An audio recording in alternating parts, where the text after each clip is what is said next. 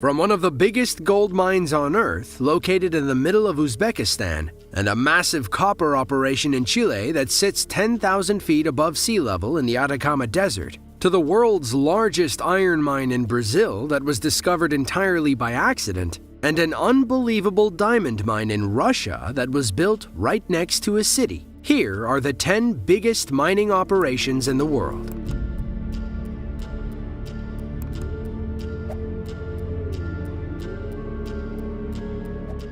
The year was 1936. A Dutch geologist named John Dozy was climbing the world's tallest island peak, the snow-capped Mount Carstens on the Indonesian island of West Papua. As he neared the top, he noticed a strange rock formation in the distance. The green streaks stole his attention. He brought samples back home for testing. Little did he know, he had stumbled upon a massive deposit of gold and copper. The Grasberg Gold and Copper Mine houses the largest known gold reserve on Earth. Some say it's the second largest copper reserve in the world, others say it's the third. Either way, there is a lot of gold and copper down there. The pit is about 60 miles north of Timika, a small town in central Papua. And though it was discovered in 1936, mining didn't begin until the 1970s. Today, Grasberg is controlled by an American company called Freeport-McMoRan. They've been there since the beginning, but thought they mined the site dry in the mid-1980s.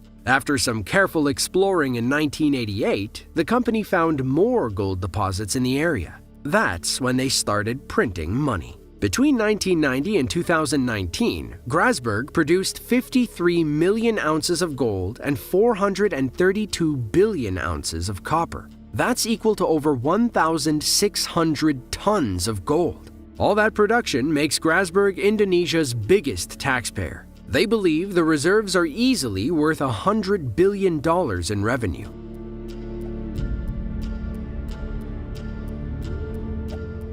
The world's undisputed primary source of copper is the Escondida mine in Chile. It's located in the Atacama Desert and makes up a massive portion of the Chilean GDP. They are the world's leading producer of copper, accounting for 32% of all production. They're just lucky they found the mine. Escondida means hidden in Spanish. The copper ore was buried under thousands of feet of rock and mountain. They had to drill through other known copper deposits just to find it.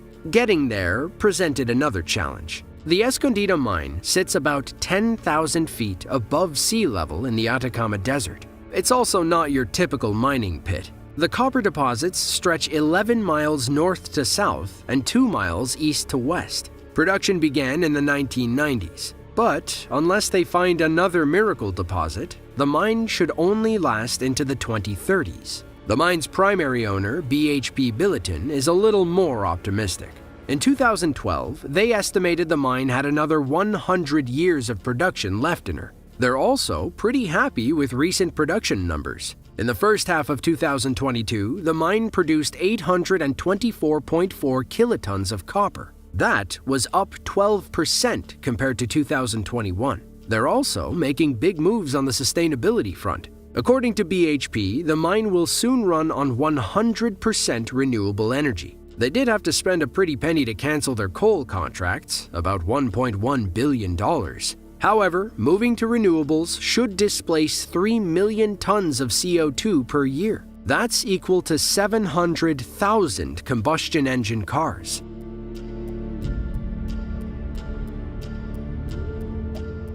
Imagine a single road that stretched all the way from New York City to Las Vegas, Nevada. Now bend that road like a slithering snake and bury it below the Andes Mountains in Chile. What you'd have is the El Teniente copper mine, the largest underground mine in the world. But aren't all mines underground? Well, not necessarily. Most mines are open pit, meaning they're just a giant hole in the ground. You can't really dig holes in the Andes Mountains, but you can dig tunnels. About 1,900 miles worth of tunnels. We've been digging those tunnels since 1819. Legend has it that a fugitive Spaniard stumbled upon the copper deposits and started hauling them out by mule and donkey. In the early 1900s, 2 American men built a road to make moving the ore much easier. The mine was owned by a Utah company until 1967. Then the Chilean government bought it. In 1971, Chilean President Salvador Allende nationalized the copper industry.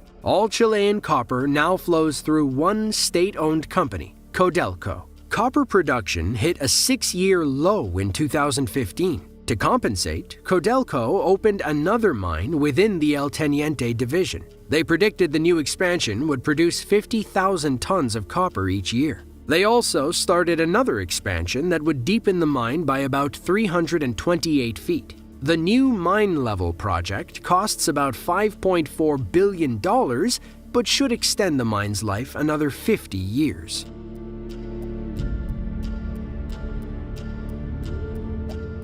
The Atacama Desert in northern Chile is an arid landscape with little vegetation. However, it has plenty of raw minerals hidden underground. In 2021, the mining sector contributed $317 billion to Chile's GDP. That's about 15% of all the money they make. Much of it likely came from the Chuquicamata copper mine, the largest open-pit copper mine in the world. It's also the second deepest. At 3,200 feet deep, 9,500 feet wide, and 16,000 feet long, all of New York's Central Park could fit inside. Current operations at Chuquicamata have been the same since 1910, but people had been mining copper long before. The Inca and Spanish conquistadors used the mine to make tools and weapons. Then, in 1899, someone found a well-preserved mummy buried deep in the mine. He became known as Copper Man, and his remains date back to 550 AD.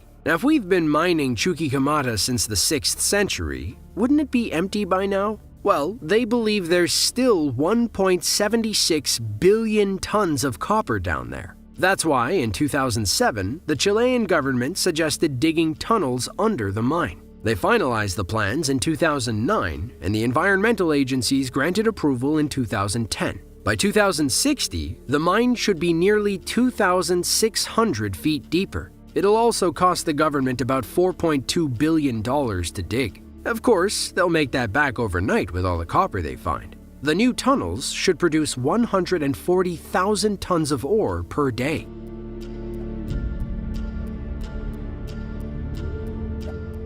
In the summer of 1955, a group of Soviet geologists were trekking through Siberia when they encountered a pleasant surprise. They discovered traces of a rare volcanic rock called kimberlite. In case you aren't a geologist, kimberlite means diamonds. For their discovery, these men received the Lenin Prize, one of the highest honors in the USSR. The Russians began building ASAP. They quickly learned that digging a mine 280 miles away from the Arctic Circle isn't easy. The area experiences 7 months of winter each year. The ground freezes, making it hard to penetrate. Then in the summer, it turns to slush, making it very unstable. It got so cold at times that engine oil would freeze and tires would shatter. Still, the Soviets persevered and Mir Mine was born. At the time, it was the largest diamond mine in Russia and one of the biggest in the world.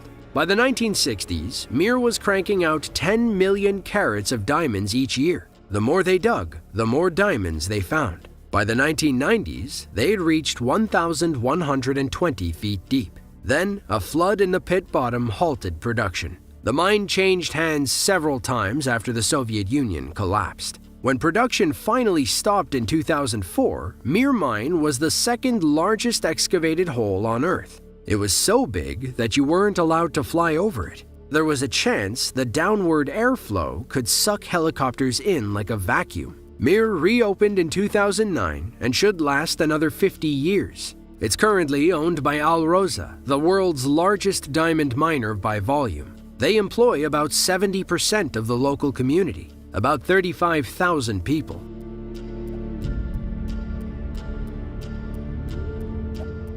Orapa, Botswana is home to about 9,000 people, 4 schools, and the world's largest diamond mine. The mine covers a 0.46 square mile area.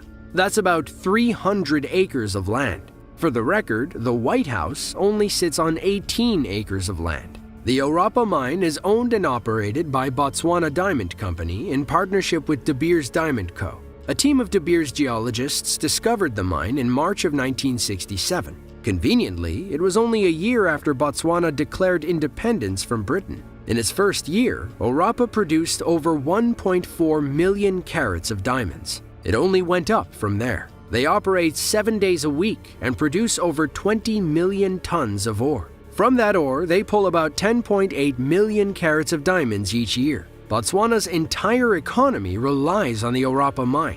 Thanks to all those diamonds, they evolved from an impoverished nation to a thriving middle-income country. According to the International Monetary Fund, transparency is the name of the game. Where other countries might get greedy, Botswana's government reinvests in its people. Most of the diamond revenue goes towards health, education, social assistance, and public infrastructure. They're also ranked 35th among countries regarding corruption.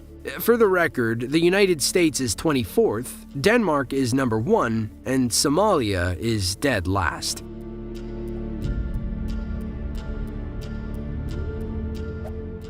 When we think of giant mines, we like to picture silver, gold, and plenty of diamonds. But the world still needs iron too, and we get most of it from the Carajás iron mine in Para, Brazil. The mine is fully owned by a Brazilian mining company called Vale. According to their estimates, about 7.2 billion tons of iron ore are waiting for them. Carajás is the world's largest iron mine, but it wasn't discovered until 1967. Even then, they found it completely by accident. A team of geologists from U.S. Steel was flying over the Amazon rainforest when they had to make an emergency landing to refuel. They landed their helicopter on a hill that seemed rather odd. It was barren, too barren for something in a remote corner of the rainforest. They tested the ground, and lo and behold, it was basically made of iron. They also discovered manganese, tin, copper, aluminum, and gold.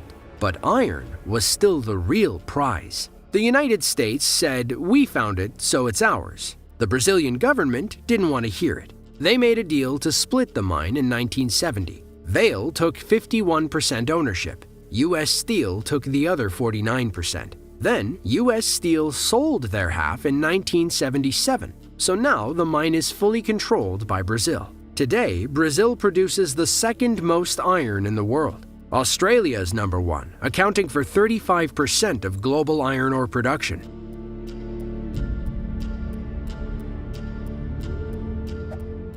Western Australia is home to Greenbushes Mine, the largest lithium mine in the world. Our lives run on lithium. Look at all the rechargeable items in your room. From your laptop and your phone to your gaming consoles and Bluetooth headphones, they all likely run on lithium-ion batteries. There's a good chance your lithium came from Greenbushes, Australia. They produce about 1.95 million tons of lithium every year. For the record, your average cell phone has less than a gram of lithium. The mining project is split between two companies. A Chinese company called Tianqi Lithium Industries owns a 51% stake. The other 49% is owned by an American company, Albemarle Corp.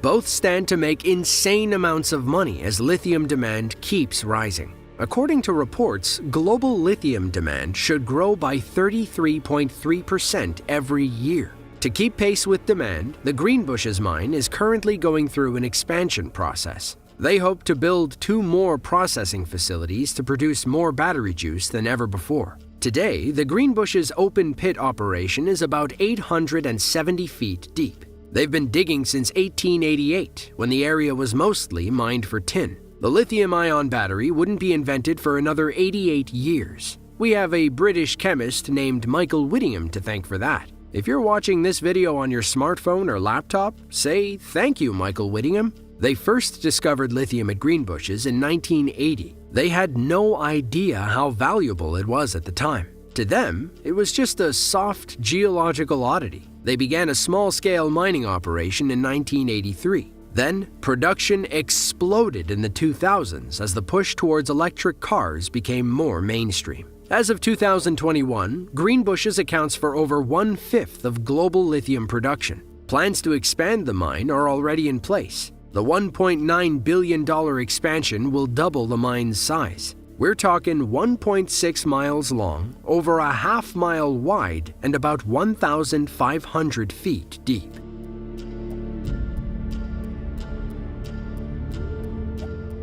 If you zoom in on central Uzbekistan, you'll see a massive circular cavity surrounded by nothing but desert. You'll see trucks driving in and out like ants on a hill. Each one is full of humankind's most precious metal, gold. You would be looking at the Muruntau gold mine, one of the largest gold operations on Earth. According to NASA, the Muruntau mine is home to one of the biggest gold deposits on Earth. Today, it stretches 1.8 miles across the Kizilkum Desert and over 2,000 feet into the ground. In 2021, the mine spat out 3 million ounces of gold. That's 187,500 pounds, or about 7.5 fully loaded school buses. The gold deposit was first discovered in 1958. Before that, the Muruntau mine was a main source of turquoise, dating back to the ancient Silk Road.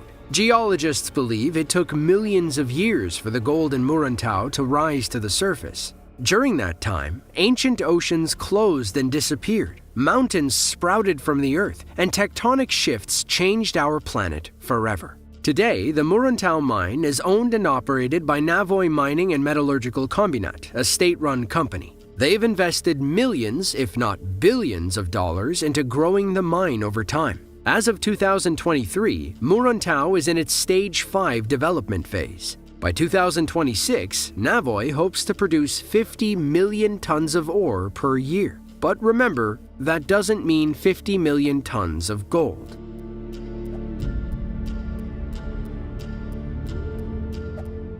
The Bingham Canyon Mine near Salt Lake City, Utah, is the largest artificial excavation site in the world. Covering an area of 4.7 square miles, it's one of the few man-made objects you can see from space. Other sites include the Three Gorges Dam and the Palm Jumeirah in Dubai. The Canyon Mine is also the deepest open-pit mine on Earth at 3/4 of a mile deep. They say it's produced more copper than any other mine in history, about 17 million tons. Bingham Canyon has been in operation since 1906. It was discovered in 1848 by two Mormon brothers, Sanford and Tom Bingham. They reported their findings to Brigham Young, the then president of the LDS Church. He basically told them it wasn't worth it, so Sanford and Tom didn't stake their claim. Another Utah mining company came by in the 1860s, and the rest is history. Today, it's owned by Rio Tinto, an Anglo-Australian company. Meanwhile, the Kennecott Utah Copper Co. manages all mining operations. That's why some locals call it the Kennecott Copper Mine instead of Bingham Canyon. It accounts for more than 16% of copper produced in the United States. They also dabble in gold, silver, and molybdenum, a mineral used in steel alloys. In April of 2016, a massive rock slide shuttered production at the Bingham County mine. According to reports, 165 million tons of rock slid to the bottom of the pit. Thankfully, nobody was in the mine when the landslide occurred. Well, that's all we have for you today. But if you enjoyed this video and want to see another just like it, then be sure to click the link on screen now. With that, thanks for watching, and be sure to tune in next time.